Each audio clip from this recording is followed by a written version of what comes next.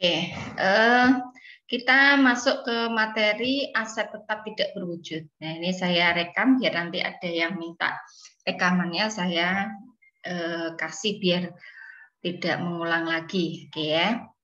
Oke, minggu-minggu kemarin sudah kita bahas tentang aset tetap, tetapi yang kita bahas adalah yang berwujud semua ya. Berwujud artinya memang aset tersebut dimiliki oleh perusahaan, ya, digunakan untuk operasional perusahaan, dan biasanya umurnya lebih dari 1 tahun. Karakteristik aset tetap yang tidak berwujud sebetulnya juga sama. Aset tetap itu milik perusahaan, ya, umurnya lebih dari 1 tahun, ya, tetapi dalam hal ini sebetulnya tidak ada wujud fisik. Tapi itu milik perusahaan secara legalitas, ya. Secara hitam di atas putih itu milik perusahaan. Nah, biasanya hanya pengakuan dalam bentuk sertifikat, ya, tetapi di sana itu misal hak paten ya atau hak HKI ya, itu di dalam sana akan muncul bahwa ada suatu apa ya suatu produk atau suatu buku ya yang itu misal ciptaan saya terus saya HKI-kan, saya urus secara legal formalnya, saya urus itu milik saya. Jadi kalau nanti ada yang menjiplak buku saya kok tidak ada pemberitahuan dengan saya, ya harus bisa kena tuntutan hukum gitu. Tidak hanya unsur plagiarisme tetapi pengakuan hak milik itu melanggar hukum ya, karena memang secara legal formal itu sudah saya proses, saya HKI-kan. Tetapi kalau buku itu tidak saya HKI-kan, kemudian saudara ada yang menjiplak gitu ya, ada yang bukan meniru 100% dan itu mengakui miliknya, itu sebetulnya secara hukum sah. Karena apa? Saya belum mengurus surat kepemilikan saya atau disebut dengan HKI ya. Nah, tetapi kalau seperti itu ya, misal tidak saya urus, boleh-boleh juga, tetapi secara moral itu nggak bagus. Dilihat tahunnya sudah berbeda, ya. Dilihat tahunnya antara saya membuat misal lebih dulu dari yang mengakui itu sebetulnya nggak etis ya, tapi hanya dari sisi moral. Tetapi kalau dari sisi hukum nggak bisa dituntut itu. Kecuali kalau memang saya sudah patenkan, saya misal punya merek dagang. Ini pernah terjadi. Aqua sama Aguaria. Nah, walaupun belakangnya ada rianya, dulu itu bahasanya tuh Aquaria, bukan Aguaria. Itu sekitar tahun 1900-an ya, 1999 sampai 2020-an ya, 2000-an. 99 sampai tahun 2000-an. Itu pernah terjadi ya. Aguaria dituntut oleh Aqua. Karena apa? Penulisannya persis ya. Key-nya ya. Key-nya itu persis seperti Aqua. Ya. Jadi agak mengecoh sedikit, belakangnya ada rianya. Nah, yang dalam hal ini karena Aqua sudah mempatenkan itu merek dia, ya. Nah itu bisa dituntut Aguaria. Akhirnya penulisan Aguaria itu diganti ya seperti G ya, Aguaria bukan Aquaria. Nah ini terjadi di sana ya. Nah ini kalau kita lihat legal formal hanya hitam di atas putih pemilikan asetnya, tidak ada wujud fisiknya. Mana sih Bu merek dagang gitu. Merek dagang ya yang ada di merek itu, tetapi ada legal formalnya gitu ya. Itu yang disebut dengan aset tetap tidak berwujud. Sebelum ke sana ya, sebenarnya ini saya membahas sumber daya alam dan aset tak berwujud ya. Sumber daya alam dulu ya. Sumber daya alam itu misal pertambangan ya. Perusahaan pertambangan itu menggali minyak, menggali emas ya. Sebetulnya penggalian itu kan lama-lama tidak malah bertambah, karena kita ambil terus malah lama-lama akan habis gitu. Kalau memang perusahaan mengetahui itu ada dia itu apa ya, ambil suatu daerah untuk ditambang, pasti kan ada legal formalnya untuk mengurus itu sebagai hak miliknya. Misalnya beli ke negara gitu. Saya beli wilayah ini karena ada di sini ada tambang emasnya. Misalnya.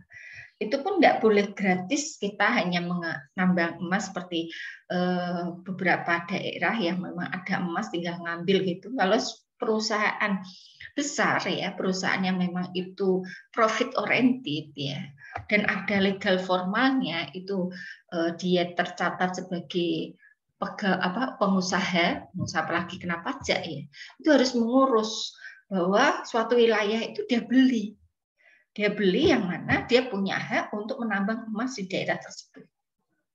Ya, kalau memang ada hak penambangan tersebut ya, lama-lama penambangan ini tidak semakin banyak, tetapi semakin habis. Oleh karena itu hampir sama kayak aset tetap berwujud, yaitu disusutkan. Penambangannya itu disusutkan, tetapi harus hampir sama sih sebetulnya caranya dengan penyusutan aset tetap berwujud ya, yang biasanya sering dipakai ini apa, metode garis lurus ya, atau pakai unit produksi. Jadi harus ditentukan sebetulnya ada di hak penambangan itu diperkirakan kita perusahaan itu dapat menambang berapa ton atau berapa kilo emas gitu ya. Kalau hak penambangan biasanya banyak ya, tidak hanya kilo tapi berton-ton gitu. Ya. Nah, kalau itu misal yaitu yang disebut dengan penyusutan dalam sumber daya alam itu namanya depresi ya. Jadi hampir sama seperti penyusutan, tetapi istilahnya bukan penyusutan ya, tapi depresi. Bukan depresi ya, depresi penurunan mental, depresi ya, yaitu proses mentransfer biaya sumber daya alam pada akun beban. Ini saya contohkan, perusahaan membayar $400.000 untuk memperoleh hak tambang yang diperkirakan sebanyak di dalam area tersebut ada 1 juta ton. Nah, bisa emas, bisa minyak ya. Jadi kalau kita lihat berapa sih tingkat depresi, yaitu kita pakai unit produksi, yaitu 400.000 dibagi dengan 1 juta ton. 1 juta ton. Berarti ketemu 0,4. Nah, tergantung tahun ini perusahaan menambang berapa. Misal tahun ini perusahaan menambang 90.000 ton, maka depresi untuk periode ini ya 90.000 ton kali 0,4, yaitu ketemu $36.000. Sehingga jurnalnya adalah, ya, sebentar, nggak jalan. Jurnalnya adalah beban depresi atau biaya depresi, kreditnya adalah akumulasi depresi, yaitu $36. Nah, ini hampir sama ya seperti depresiasi untuk aset tetap berwujud, tetapi kalau untuk sumber daya alam namanya depresi. Oke. Sampai sini untuk sumber daya alam memahami ya, karena kita punya hak penambangan itu lama-lama tidak malah bertambah, tetapi malah hasil penambangan itu semakin lama kita ambil ya semakin habis. Oke, ini untuk sumber daya alam. Sekarang kita masuk ke aset tetap tidak berwujud. Aset tetap tidak berwujud yang seperti saya katakan tadi yaitu aset tetap ya, yang dimiliki oleh perusahaan. Kita bahas tetap itu umurnya lebih dari 1 tahun, namun secara fisik aset tetap tersebut tidak nampak. Nah, seperti yang saya jelaskan tadi, paling hanya legal formal di atas kertas. Tidak ada wujud seperti meja, itu kan ada mejanya. Kalau ini nggak ada, hanya pengakuan. Jadi karakteristiknya itu untuk aset tetap tidak berwujud, tingkat ketidakpastian nilai dan manfaat di kemudian hari itu tinggi ya. Jadi contoh ya nih, kita buat misal merek dagang. Waktu itu kita berapa sih harga perolehan merek dagang ya? Biaya-biaya pengurusan untuk memperoleh merek itu menjadi hak milik perusahaan itu berapa? Ya, yang mana dalam hal ini merek itu kalau kita ini tergantung dari perusahaannya. Kalau kita memang tekun untuk mempertahankan merek kita supaya laku di pasar ya, supaya nanti tidak kalah dengan pesaing. Merek kita pasti akan unggul gitu, masih punya nilai yang tinggi. Tetapi kalau nanti kita tidak tekun atau tidak dapat mempertahankan, ada munculnya merek-merek baru yang mana nilai merek kita sebenarnya rendah karena kalah kita. Ya, dari sisi produk banyak image masyarakat yang melihat merek itu suatu barang itu pasti A gitu. Nah, misalnya kita ada istilahnya pasta gigi, oh pasti dulu namanya odol gitu. Sekarang sudah nggak ada merek odol. Nah, nilainya sudah nggak ada, produknya aja sudah tereliminir dengan Pepsodent, dengan Ciptaden dan sebagainya. Ya, jadi ketidakpastiannya itu tinggi tergantung dari usaha perusahaan untuk dapat meningkatkan nilai aset tidak berwujud tadi dengan cara ya memang bisa diakui oleh masyarakat ya merek tersebut masih dapat diandalkan. Kalau diandalkan biasanya kaitannya dengan kualitas. Kemudian nilai aset dapat dalam jumlah besar, sedangkan bentuk asetnya dapat berupa hak paten, ya, hak cipta, waralaba atau franchise, ya, kemudian merek dagang dan goodwill. Jadi ada berbagai macam aset tetap tidak berwujud. Hak paten tadi pengurusan bahwa ini milik saya gitu, ya, hak paten saya. Jadi kalau saudara misal menjiplak hasil cipta saya, misal terkait dengan ini ya penemuan obat virus corona gitu.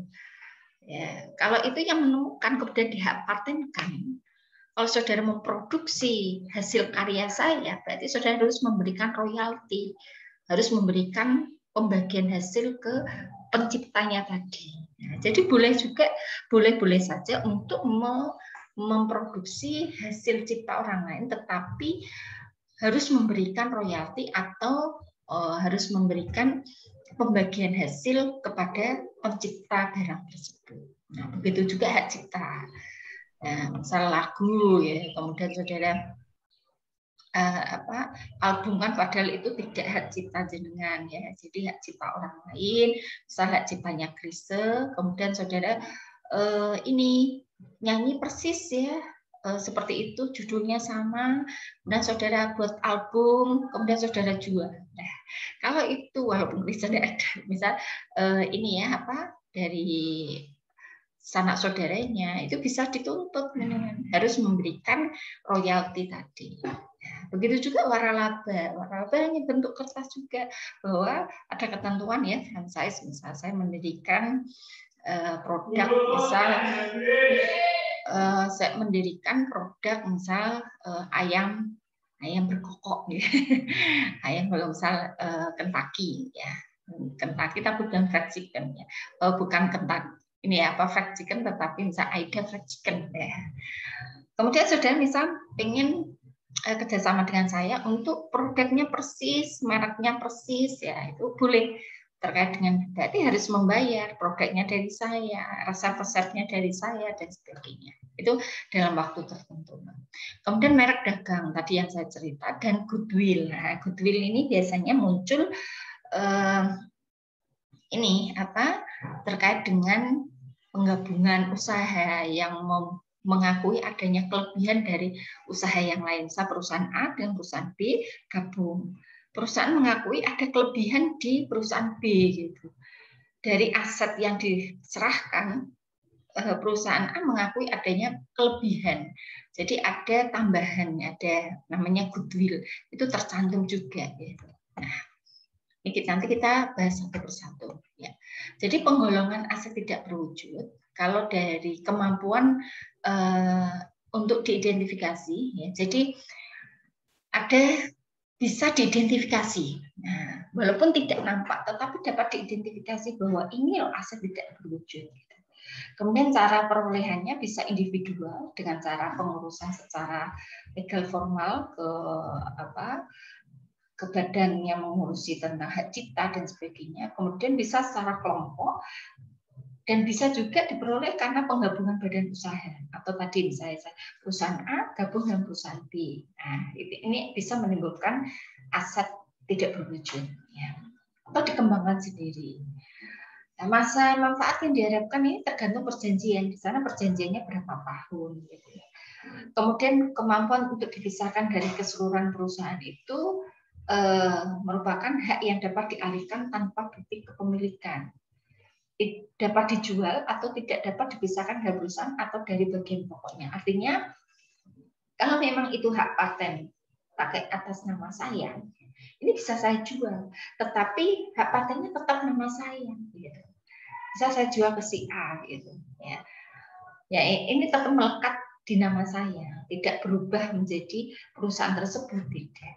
Ya. Karena menunjukkan keaslian itu hak ciptanya siapa, ya, hak patennya dari siapa semula, gitu. Tapi dapat diperjualbelikan. Kalau dilihat dari manfaatnya, ini ada masa manfaat yang dibatasi oleh undang-undang, ya, seperti hak paten itu paling hanya 3 tahun. Setelah itu harus diperbaiki lagi, harus diperbarui dengan membayar lagi otomatis, ya.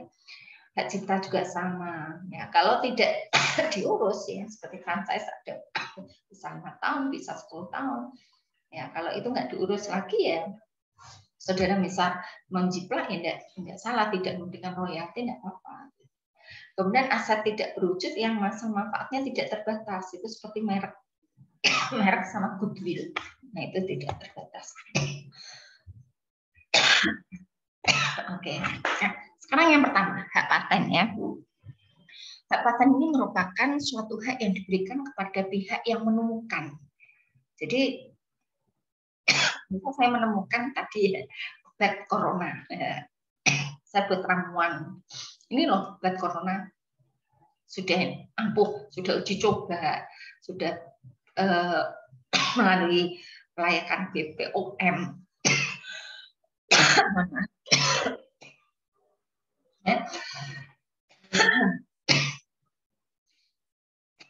Nah, temuan saya ini bisa saya jual, ya. Saya bisa membuat, saya kerjasama dengan perusahaan untuk memproduksinya, yang mana ini penemuannya itu bisa tetap ada jangka waktunya. Kalau dari undang-undang hak paten 17 tahun, ya, tergantung hak patennya itu. Jadi dengan suatu perusahaan memproduksi hasil cipta saya akan mendapatkan bagasinya atau royaltinya, gitu.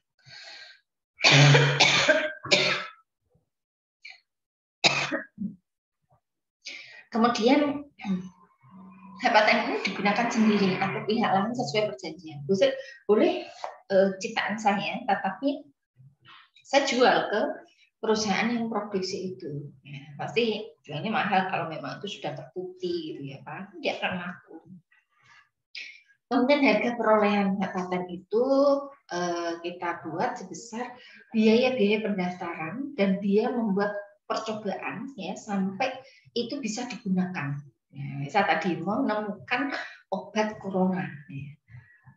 Dia kan melalui uji coba terus. Ya, biaya-biaya membuat uji coba itu sampai eksis bahwa itu bisa dipatenkan dan didaftarkan menjadi hak paten. Nah, itu merupakan harga perolehan paten. Jadi harga perolehan paten tidak hanya biaya pendaftarannya, tetapi mulai dari membuat, menemukan, ya. Jadi mulai uji coba, ya, percobaan itu sampai diakui oleh BPOM mungkin, ya, Badan Pengawas Makanan itu, ya, bisa dilegalkan. Wah, ini bisa layak dan sudah dapat sertifikat halal, kemudian layak untuk dikonsumsi masyarakat, kemudian ditambah biaya pendaftarannya, itu harga perolehannya. Jadi bisa juga besar karena uji cobanya itu tidak hanya sekali, tapi berkali-kali sampai pengurusan itu bisa dilakukan. Ya, kalau ada ini, makanya karena hak paten itu ada waktunya terbatas, maka seperti penyusutan, seperti aset tetap berwujud, seperti sumber daya tadi. Pasti kalau sudah ini mungkin ada temuan baru, ya, nanti nilainya itu tidak semakin bertambah, malah semakin turun. Karena persaingan ternyata kemarin memang in untuk ciptaan saya, tapi begitu ini saya rekam dengan ciptaan yang baru, ternyata ciptaan baru itu lebih ampuh lagi gitu. Begitu minum sekali langsung sembuh gitu, tidak ada sesak nafas, tidak ini ya gitu ya. Jadi nilainya terbatas, karena terbatas untuk aset tetap tidak berwujud. Ini memakai namanya amortisasi. Jadi beda-beda ya. Kalau aset tetap berwujud namanya apa? Kita menyusutkannya pakai nama apa? Halo? Halo?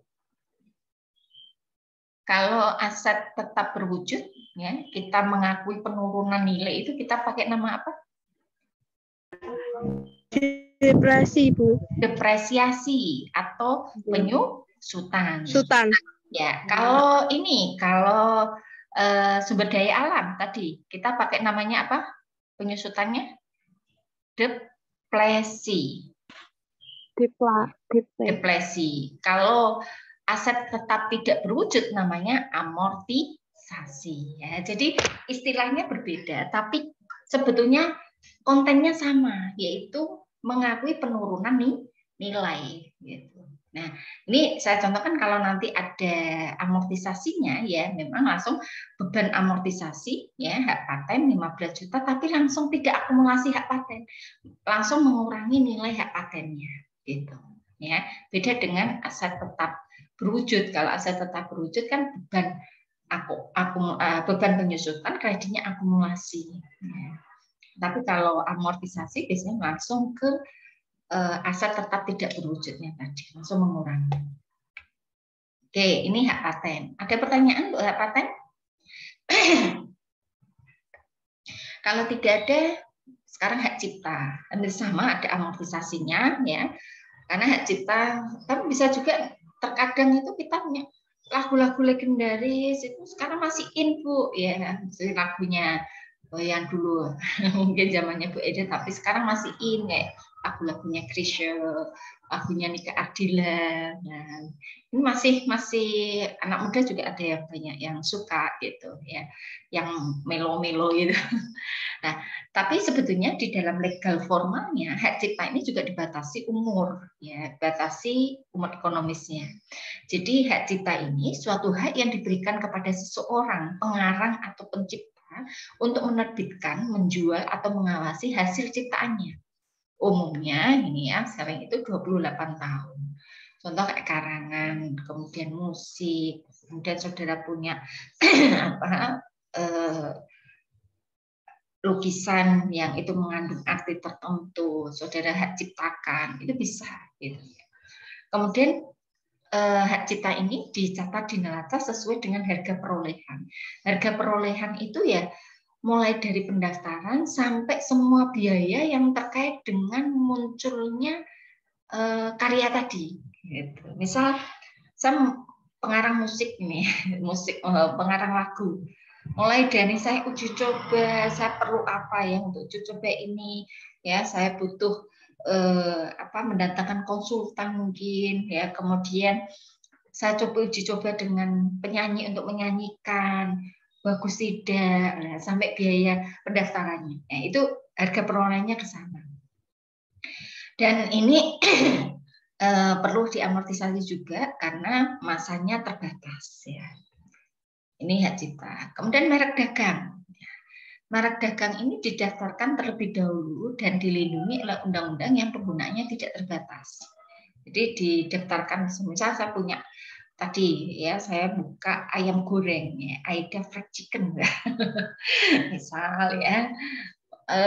Padahal Bu Aida nggak bisa masak ya, Aida Fried Chicken. Oke, ini saya merek dagang saya gitu ya. Kemudian saya daftarkan ini milik saya. Kalau saudara ini harus sewa ke saya, bisa dalam bentuk waralaba, franchise, atau memang beli, ngasih royalti dan sebagainya. Ya. Jadi cara memperolehnya itu ya memang bisa membeli, ya. Saat ada merek dagang yang sudah lama, ini diambil alih oleh pengusaha untuk dikembangkan lagi karena masyarakat sudah tergandrung, merek dagang itu sudah melekat. Saya kayak dulu itu pasca gigi itu paling terkenal itu mesti dengan mau beli odol. Odol itu dulu merek dagang loh ya. bukan pasta gigi. Terkenanya di masyarakat itu tidak pasta gigi, tetapi pembeli odol gitu. Ya, karena dulu yang sangat ngetren odol. Nah, misal ini mau diambil oleh pengusaha, wah, odol ini sudah terkenal di masyarakat. Nah, saya beli ya, gitu. Berarti pembelian itu siapa yang memunculkan merek dagang odol itu dibeli, ya. Nah, kemudian dikembangkan. Nah, berarti harga perolehannya ya dari pembelian tadi. Saya membeli langsung karena itu sudah milik orang lain. Nah, kalau ini merek dagangan tidak terbatas. Ya, kita secara legal formal dari hukum tidak dibatasi. Seperti ini masih ini tuh Ciptaden, ya, kemudian sama-sama pasar kiri ya, Pepsodent. Dari dulu sampai sekarang masih eksis gitu ya. Sehingga merek dagang ini tidak dilakukan amortisasi. Ya, beda dengan hak cipta, hak paten tadi. Jadi kenapa tidak dilakukan amortisasi? Penggunaan tidak terbatas. Terus pokoknya tergantung dari perusahaannya bisa eksis untuk mempertahankan produknya, pasti merek dagang itu masih membuming gitu ya. Kalau nanti ada yang mau menjiplak atau mereplikasi milik saya, misal saya yang memiliki Pepsodent, kemudian saudara hampir sama Pepsodent tapi Pepsodenia. Nah, walaupun belakangnya Mia, tulisan hurufnya, jenis huruf dan sebagainya kalau sama itu bisa saya tutup. Ya, karena mengecoh masyarakat hampir sama gitu. Ya, karena itu karena saya yang mengurus terlebih dulu, dengan membuat jika harus memberikan royalti. Kecuali memang saudara sudah, Bu, saya beli merek dagang Pepsodent ini, tapi saya kasih belakangnya Nia, gitu ya. Nah itu bisa. Kalau seperti itu nggak akan dituntut. Nah, kemudian kalau timbulnya perubahan masa mendatang, ya, maka akan diamortisasi dalam masa pendek tersebut. Kalau misal, wah lama-lama ini merek dagangnya nggak laku karena memang perusahaannya sudah nggak eksis lagi dan sebagainya. Nah, untuk menutup itu harus diamortisasi, dinolkan gitu. Ya, ini merek dagang, ya tidak terbatas. Kemudian waralaba atau franchise, ya. Hak yang diberikan oleh pihak tertentu atau franchisor kepada pihak lain atas penggunaan fasilitas yang dimiliki. Banyak loh sekarang ya, Goba, terus apa lagi, Sagara, itu franchise ya. Yang mana ada yang menciptakan, kemudian yang satu saya mau buka nih di daerah lahan gitu, ya misal dengan buka Sagara ya, Sagara atau apalah monggo ya. Nah, ini saya harus beli nih. Mulai dari gerobaknya kan harus sama, cara meracik, cara menyajikan botol-botolnya itu juga sama. Jaga kualitas supaya ini juga sama seperti apa. Ya, produk-produknya dari si punya yang mempunyai franchise tadi. Ya, jadi saudara hanya menjualkan, jual dengan kalau ini ada diatur tersendiri di perpajakan waralaba ya. Kemudian leasehold ya, jadi penyewa ini kayak hampir sama dengan franchise ya, sewa menyewa. Ada hampir ke leasing ya, bukan franchise, leasing. Hak penyewa untuk menggunakan aset tetap dalam perjanjian sewa menyewa. Sewa yang dibayar setiap periode dibebankan pada periode terjadinya atau dikapitalisasi sebagai aset tetap berwujud tergantung perjanjian sewa. Apakah operating lease atau capital lease. Nah ini insya Allah minggu depan deh kasih akuntansi sewa guna usaha atau leasing. Apabila pembayaran dilakukan di muka, maka perlakuan akuntansinya itu dicatat sebagai aset lancar dan dengan akun sewa yang dibayar di muka. Ya, jika misal sewa dibayar di muka ini saya bayar di awal, yang nanti tergantung ya, tergantung perjanjiannya itu kita pakai operating atau capital lease. Kalau operating itu di akhir periode, di akhir perjanjian sewa itu saya tidak berhak membeli aset yang saya sewa tadi, tapi kapitalis bisa ya. Atau dicatat sebagai aset tetap tidak berwujud ya, tergantung dari ini perlakuannya, nanti dibahas tersendiri. Kemudian yang berikutnya goodwill. Nah, ini goodwill juga tidak terbatas ya, tidak terbatas sehingga tidak ada amortisasinya. Jadi secara komersial, goodwill itu sebagai kemampuan perusahaan untuk memperoleh keuntungan atau rate of return. Kondisi normal sebagai akibat adanya faktor tertentu yang mendukung. Contoh, misal perusahaan A ya dengan perusahaan B mau gabung, sama-sama perusahaan misal air minum. Kemudian perusahaan ini punya letak perusahaan yang strategis, namanya lebih dikenal masyarakat. Kemudian ada sesuatu yang lebih terkait dengan asetnya, misal antara perusahaan A dengan perusahaan B sebetulnya lebih tenar perusahaan B gitu. Dengan gabungnya perusahaan A sama B, maka perusahaan A mengakui ada kelebihan di perusahaan B. Nah, kelebihannya ini itu harus diakui namanya goodwill untuk perusahaan B. Tapi kalau nanti digabungkan, nanti akan menjadi di neracanya perusahaan A ditambah perusahaan B, nanti ada tambahan goodwill. Berupa apa Bu? Hanya pengakuannya. Ya tadi nggak ada wujudnya, hanya secari kertas. Nilainya berapa ya? Nilainya ini dicatat terjadinya pembelian merger ya, yang mana nilainya ini misal perusahaan B dulunya segini, kalau dengan bergabung itu menjadi naik. Naikkan itulah tergantung kesepakatan antara perusahaan B dan A. Nah, ini tergantung penetapan besarnya ada dua cara. Apakah kapitalisasi penghasilan rata-rata atau kapitalisasi kelebihan penghasilan rata-rata. Nah, jadi tergantung pakai cara yang mana. Ini saya contohkan nih. Perusahaan ABC memperoleh laba dari tahun 2016 sampai 2020. Tahun 2016 memperoleh laba bersih sekian sampai 2020 totalnya 587 juta. Kemudian penghasilan bersih rata-rata kalau saya rata-rata 5 tahun itu ada 117.400.000 per tahun. Kita mengestimasi penghasilan setiap tahun berapa? Ya, memperkirakan dengan adanya penghasilan bersih itu yang nanti bisa menghasilkan penghasilan setiap tahunnya ke depan berapa? Oh, ternyata 120-an juta. Kemudian pada tanggal 1 Januari 2021 aset perusahaan tidak termasuk goodwill itu sebesar 1.050.000 dan utangnya 110 juta. Ya. Kalau ditanya berapa sih besaran goodwill dengan menggunakan cara satu yaitu kapitalisasi penghasilan rata-rata dan yang kedua kapitalisasi kelebihan penghasilan rata-rata. Kita pakai cara dulu. Yang pertama dulu kapitalisasi penghasilan rata-rata. Ya. Untuk metode kapitalisasi penghasilan bersih rata-rata ini ditetapkan jumlah yang akan dibayar kepada perusahaan yang dibeli. Ya. Karena perusahaan yang dibeli itu berapa? Kita tentukan. Caranya mengapitalisasi estimasi penghasilan yang akan datang dengan menggunakan tarif. Jadi perusahaan A tadi kan mau membeli perusahaan B, mau gabung gitu ya.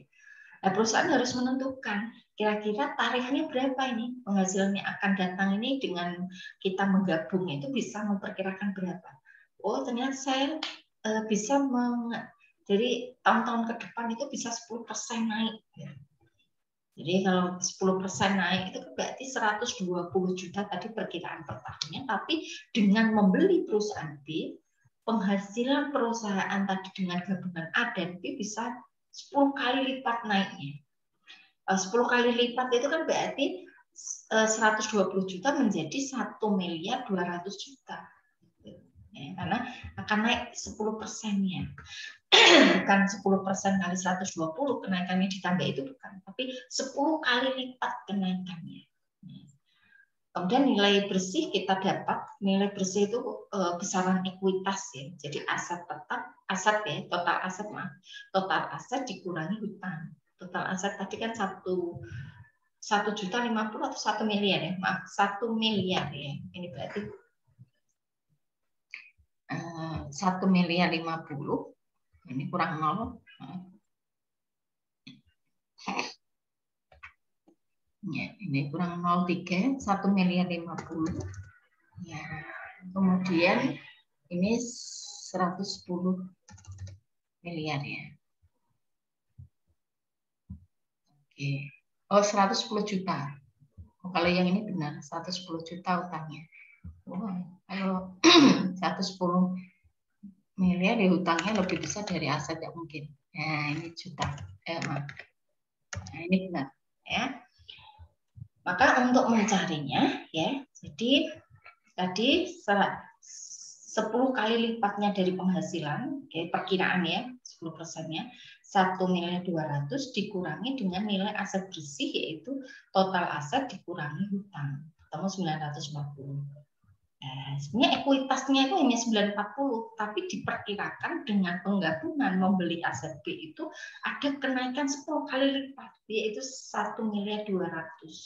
Maka selisihnya itu adalah goodwill, maka goodwillnya adalah 260 juta. Gitu. Oke. Kemudian kalau pakai kapitalisasi kelebihan penghasilan rata-rata, caranya penghitungan goodwill itu didasarkan pada penghasilan bersih rata-rata dan nilai aset yang akan dibeli saatnya diketahui hasil yang diharapkan. Nah, misal nih investasinya 10%, kelebihannya dikapitalisasi 25%. Maka penghitungannya estimasi penghasilan yang akan datang tadi 10 kali lipat tadi ya, 1.200.000. Nilai bersih atau ekuitas tadi total aset dikurangi hutang ketemu 940 juta. Jadi ada kelebihan 260. Tetapi proyeksi hasil investasi hanya 10%, berarti 10% dari 260 ketemu 26 juta. Jadi goodwill-nya ya, dikapitalisasi 25%, maka 100 dibagi 25. 25 kali lipat dari proyeksi hasil investasi. Nah, kali 26 juta ketemu 104 juta.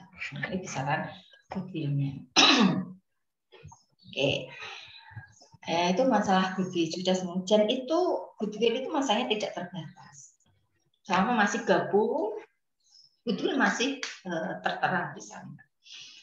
Nah, kemudian tadi yang saya sebutkan amortisasi, ya, proses penyusutan sama seperti aset tetap berwujud namanya penyusutan, kalau tidak berwujud amortisasi. Nah, menurut pajak, harga perolehan aset itu harus diamortisasi jika harga tersebut dipakai untuk mendapatkan, menagih, dan memelihara penghasilan. Dan pasti manfaatnya lebih dari 1 tahun. Nah, ini boleh menggunakan ada 2 kemungkinan metode kalau untuk amortisasi. Hanya garis lurus dan saldo menurun. Ya. Untuk unit produksi nggak diperbolehkan. Unit produksi lebih cocok ke ini apa tadi sumber daya alam. Ya. Nah, ini tarif amortisasi sesuai ketentuan pajak, prosentasenya sudah ditentukan oleh aturan pajak. Ya. Misal amortisasinya, ya pasti bukan bangunan ya, karena ini aset tetap tidak berwujud. Kalau kelompok 1 misal manfaatnya itu 4 tahun, ya, nah itu kalau pakai garis lurus 25%, saldo menurun 25%. Kelompok 2 begitu juga nih, sebesar ini, ya. Misal contohkan, ya. Misal yang terbatas amortisasi kan yang umumnya terbatas ya, seperti hak paten, hak cipta, franchise seperti. Untuk memulai hak paten, perusahaan telah mengeluarkan uang tunai sebesar 150 juta, masa manfaatnya 4 tahun. Jadi menghitungan amortisasi kalau pakai garis lurus tadi, kalau umurnya 4 tahun, maka ini tarif amortisasinya 25%. Maka 25% kali 150 juta, ketemu 37.500. Jadi jurnalnya adalah beban amortisasi hak paten, kreditnya paten 37.500. Ini kalau pakai garis lurus. Kalau pakai saldo menurun berganda, ya ini ketemu 50% tarifnya. Jadi 50% kali 150 juta ketemu 75 juta. Jadi jurnalnya sama, beban amortisasi, kreditnya paten sebesar di berapa? 75 juta. Nah, dari amortisasi ini maka akan kita masukkan ya di neraca ya. Di neraca tidak akan muncul amortisasi tapi sudah langsung nilai bersih. Tadi hak patennya kan 150 juta. Kemudian diamortisasi sebesar 75 juta, maka saldonya 75 juta. Nah, misalnya ini tambahan goodwill. Jadi dimasukkan di neraca. Oke, nah kemudian yang berikutnya ini karena aset tetap sudah selesai, maka ada suatu rasio yang biasanya terkait dengan utang jangka panjang. Jadi aset tetap dibagi dengan utang jangka panjang. Ini untuk apa sih? Misal rasio aset tetap terhadap utang jangka panjang ya.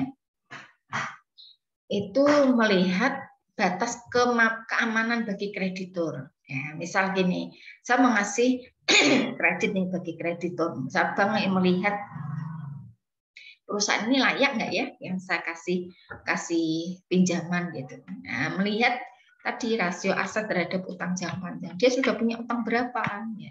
Aset tetapnya berapa, yang untuk jaminan misalnya. Nah, aset tetapnya berapa, semakin tinggi maka rasio itu lebih aman, perusahaan aman kalau dikasih kredit. Gitu. Nah, ini untuk materi aset tetap tidak berwujud, ya. Sampai sini ada pertanyaan, monggo. Silakan. Ya, ada pertanyaan, silakan. Halo.